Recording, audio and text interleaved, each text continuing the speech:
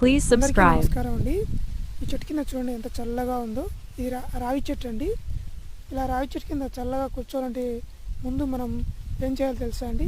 చెట్లను బాగా పెంచాలండి నాటి.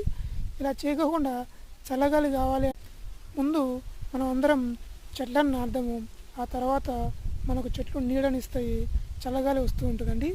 ఇలా పొలాల దగ్గర నాటుకున్నట్లయితే ఎంత చల్లగా ఉంటుందో బాగా మీరే ఆలోచించుకోండి ఫ్రెండ్స్. చెట్లను ఎక్కువ కొట్టకండి దయచేసి. ఇదేనండి రావి చెట్టు. ఇది చూడండి ఎంత చల్లగాలి వస్తుందో. చాలా ఆకులు చూడండి ఎలా ఊగుతున్నాయో.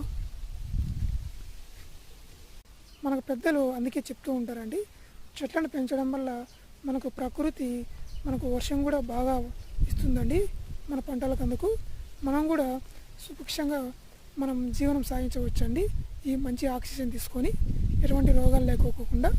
ఈ వీడియోకి ఒక లైక్ చేయండి, షేర్ చేయడం